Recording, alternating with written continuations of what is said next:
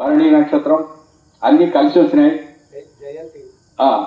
శని జయంతి కాబట్టి మనం ఉండేటువంటి దోషాలన్నీ తొలగిపోయి ఆ ఆంజనేయ స్వామి మనల్ని చక్కగా కాపాడి రక్షిస్తాడు. ఇంకొకటి నాకు ఇక్కడ భజన చేసేటప్పుడు ఒక అనుభూతి కలిగింది. స్వామివారు సాక్షాత్ అక్కడ కూర్చొని భజన చేస్తుంటే ఆంజనేయ స్వామి ఈ రూపంలో వచ్చి ఇక్కడ భజన మనతో చేయించి ఈ కార్యక్రమాన్ని నిర్వహించడానికి మనందరినీ ఉత్సాహపరిచి ఈ కాలనీ వాసులందరికీ కూడా శుభ పరంపర కొనసాగాలని వారి యొక్క ఆశీస్సులు మనకు అందజేసి ఉన్నారు. ఇకపోతే ఆరవది ఇందాక చెప్పినారు, ఆరవది అనేది మనకు షణ్మూర్తి, మనకు సుబ్రహ్మణ్య స్వామి సంపూర్ణమైనటువంటి అనుగ్రహం ఉంటే ఇది సుబ్రహ్మణ్య క్షేత్రం. ఈ క్షేత్రానికి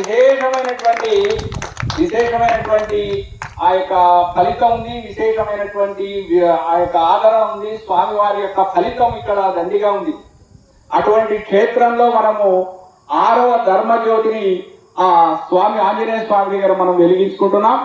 ఈ కార్యక్రమంలో స్వామివారికి ప్రారంభం నుండి చివరి వరకు అన్ని కార్యక్రమాల్లో శిల్పా టౌన్షిప్ ఆ యొక్క భక్త బృందం అందరూ కూడా పాల్గొని భిక్ష, తర్వాత కావాల్సినటువంటి నెయ్యి, దానికి కావాల్సినటువంటి ఒత్తి, అక్కడ వచ్చినటువంటి అభిషేకము, అన్ని విషయాల్లో కూడా మా కాలనీ వాళ్ళు సంపూర్ణంగా పాల్గొని దానికి కావాల్సినటువంటి ఏర్పాట్లు చేస్తారు.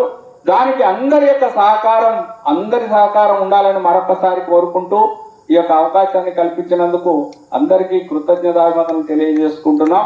జై శ్రీరామ్.